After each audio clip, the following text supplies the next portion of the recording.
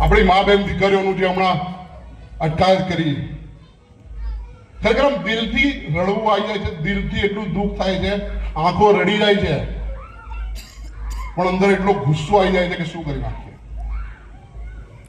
કદાચ તમારા બધામાં ગુસ્સો છે. આજે ગુસ્સો છે એ આક્રોશ છે, એટલે જ આપણે અહીંયા છે. સમજો, છેલ્લા 15 દિવસથી આપણા સંસ્કારની મર્યાદાને આપણે ધ્યાનમાં રાખીને આપણે બે હાથ જોડીને વિનંતી કરી રહ્યા છે સરકારને કે રૂપાલા સાહેબની ટિકિટ કાપો સાહેબ. અમારે ભાજપથી કોઈ વિરોધ નથી, કોઈ સમાજથી વિરોધ નથી, ખાલી રૂપાલા સાહેબની ટિકિટ કાપો સાહેબ.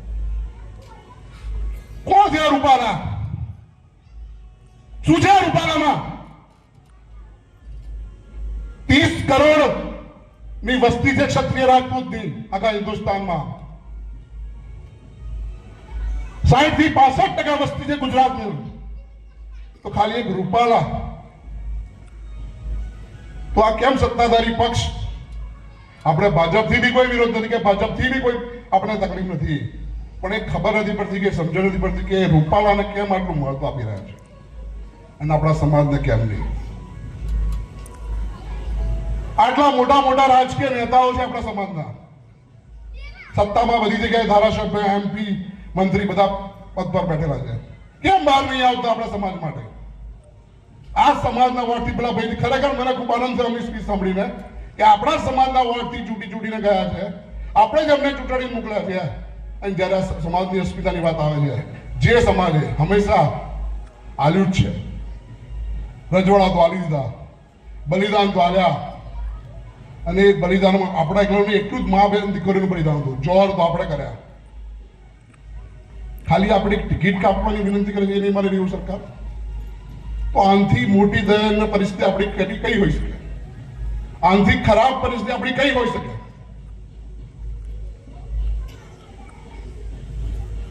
જો ખરેખર હજુ નહીં જાગીએ, કે હજુ નહીં ઉઠીએ, જે વાત કરી કે આજે ચકલાસી આટલું મોટું ગામ છે, આ ચકલાસીમાં આટલા નહીં હોય ક્ષત્રિયો, કેટલાય હોઈ રહ્યા છે. એટલે આપણો ક્ષત્રિય સમાજ ખરેખર નમાલો થઈ ગયો. હું અહીંયા પણ આ મીડિયાના માધ્યમથી અને આ સ્ટેજના માધ્યમથી જે બી સમાજના મોટા થઈને બેઠા છે કે નેતા થઈને બેઠા છે, એમને કહેવા માંગુ છું, જો ક્ષત્રિયાણીની કુખથી જન્મ લીધો હોય, રાજપૂતાણીના કુખથી જન્મ લીધો હોય અને રાજપૂતાણીનું દૂધ પીધું હોય, તો આ સભામાં આવનાર સમયમાં અમારી જોડે સહભાગી થજો. એ તો તમને રાજપૂત ગણવામાં નહીં આવે.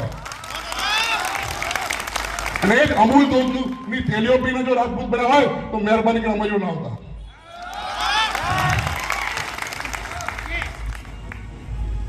આજે પટેલ સમાજ, માલધારી સમાજ, આહિર સમાજ, બધા સમાજ આપણી જોડે ઉભા થઈ ગયા.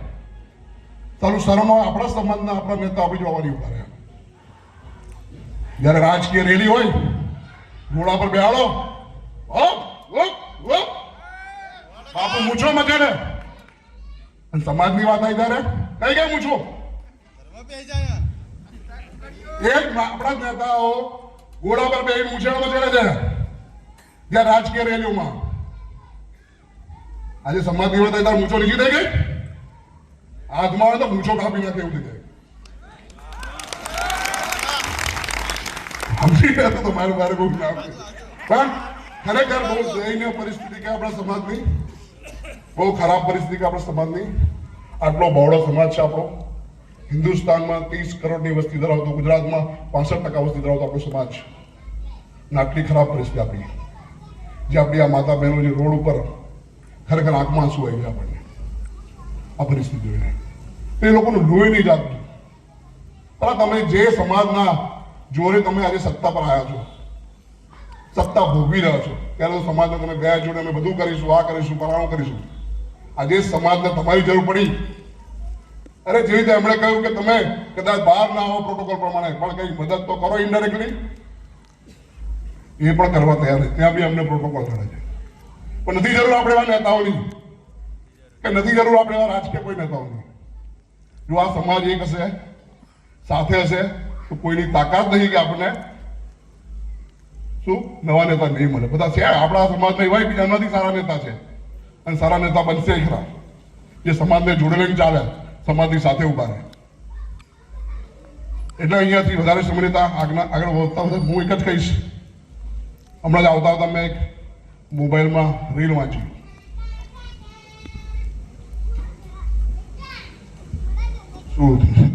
हाँ अगर हालात के गुलाम बनोगे तो कुत्ता समझ के लात मारेगी ये दुनिया। क्या हालात के गुलाम बनोगे तो कुत्ता समझ के लात मारेगी दुनिया, और हालात को गुलाम बनाओगे तो शेर समझ के सलाम मारेगी दुनिया। તમારે કોની રાહ જોવાની છે? છેલ્લા 15 દિવસથી આ સમાજના આગેવાનો ગુજરાત રાજ્યની સંકલન સમિતિ કાર્યક્રમ આપી રહી છે। ગુજરાતના ખૂણે ખૂણેથી એક જ અવાજ છે, રૂપાલાને કાઢો, રૂપાલાને કાઢો, રૂપાલાને કાઢો। પણ આ જાડી ચામડીના નેતાઓ અને માનનીય મોદી સાહેબ આજની વાત કરું તો આજનો અભિષેક કુમારનો વિડિયો બધે વાયરલ થયો છે। ये वीडियो તમે જોજો, કારણ કે મોબાઈલ એટલો બધો વિકસિત છે અને આપના યુવાનો એ મોબાઈલ હાથમાં લઈને ફરે છે। ખાલી એ વિડિયો જોઈ લેશો ને તો તમારામાં સુતેલી શક્તિ જાગૃત થશે। એની અંદર શંકરસિંહ વાઘેલાથી લઈને છેલ્લા 25 વર્ષમાં રાજપૂત સમાજ, ક્ષત્રિય સમાજના એક નેતાઓનું કત્લેઆમ કરવામાં આવ્યું છે એવું હું કહીશ। એક જગ્યાથી ખસેડવામાં આવ્યા છે। અને અસ્મિતાની વાત છે, અસ્મિતા સંમેલન, હજુ એનું નામ નારી અસ્મિતા સંમેલન થવા જઈ રહ્યું છે, કારણ કે આપણી બેન દીકરીઓની ઇજ્જત પર વાત નાખ્યો છે। રોટી બેટીના વ્યવહારની વાત કરવામાં આવી છે અને આજે આટલો બધો સમાજ અને અસ્મિતાની વાતમાં હું ખેડા જિલ્લાની વાત કરીશ। ખેડા જિલ્લો એક ઐતિહાસિક જિલ્લો છે। આઝાદી અને લોકશાહીનું બીજ અહીંથી નીકળ્યું હતું અને અહીંથી નીકળીને ભાવનગર ગયું અને મહારાજા કૃષ્ણકુમારસિંહજીએ એની વાત સાંભળીને લાગ્યું કે નાના નાના રજવાડામાં ફરી પાછા આપણે વળીને મરી જશું અંદર, પણ આ દેશની લોકશાહી કરવા માટે પહેલું બલિદાન મહારાણા રાજા કૃષ્ણકુમારસિંહજી આપ્યું અને સૌથી વધુ રજવાડા 362 562 છે, એમાં 362 થી વધારે રજવાડા આપણા અહીંના હતા, સૌરાષ્ટ્ર ને બધું ગુજરાતના હતા। અને એ એટલું મોટું બલિદાન હોવા છતાં આજે આપણી કોઈ નોંધ લેવાતી ના હોય। बहुत अगत्यनी बात तो खेड़ा जिल्लाનું નેતૃત્વ આખા ગુજરાતમાં હતું, માધવસિંહ સોલંકીની સરકાર હતી। યાદ કરો દિવસો, ખામ થિયરીની જરૂર હવે આજે આપણને ઊભી થઈ છે। સ્વર્ગસ્થ નટવરસિંહ સોલંકી બાપુએ આ ચકલાસીના 26 વર્ષના યુવાનને ધારાસભ્ય, સંસદ સભ્યને મંત્રી બનાવ્યો હતો। એ જ આ ચકલાસીની ધરતી છે। આ ચકલાસીમાં अस्मिता सम्मेलन રાખવાનું એક જ કારણ કે આ ધરતીમાંથી નીકળેલી જ્વાળા આખા ગુજરાતને બાળી દેશે। આ ભાજપ કે કોંગ્રેસનું સંમેલન નથી, આ પટેલ ક્ષેત્રો વચ્ચેની લડાઈનું સંમેલન નથી, अस्मिता सम्मेलन છે।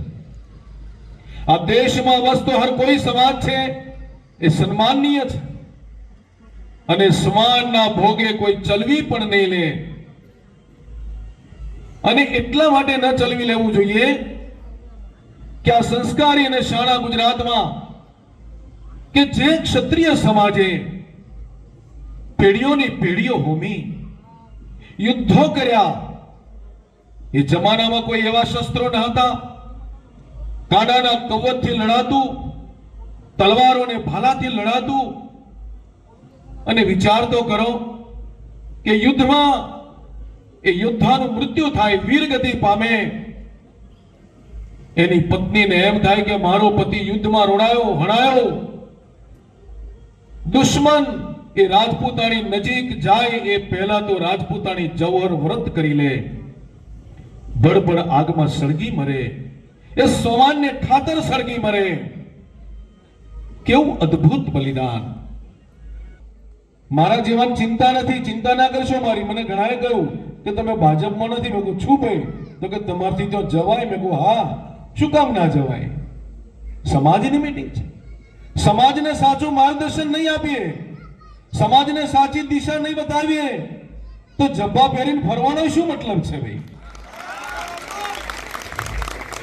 શું કામ ફરવાનું?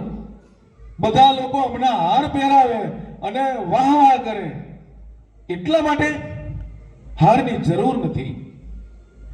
માટે સમાજનું જે લોકો કામ કરે છે, સમાજના સંગઠનો જ્યાં કામ કરે છે એના ઘરે જઈને બેસવાનું રાખીએ, એને નાની મોટી મદદ કરવાનું રાખીએ, અને ક્યાંક નાની મોટી મદદ ન થાય તો એના સાચા વિચારને ક્યારેય તોડવાનું કામ તો કોઈ ન જ કરશો, મહેરબાની કરીને.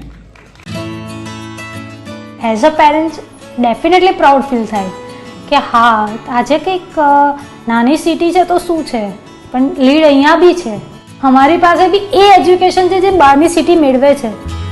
આવી રીતની ગ્રાફિક્સ બનાવી, આવી મસ્ત ડોક્યુમેન્ટ બનાવવા, તમે લીડના પ્રોગ્રામમાં સ્ટોરી જુઓ તો મજા આવી જાય. આપણને બી મજા આવે, છોકરાને તો શું ના આવે, આપણને બી મજા આવે. આપણે બી 2 વખત જોઈએ. વિઝ્યુઅલ લર્નિંગ જ લીડનો મોટામાં મોટો બેનિફિટ છે.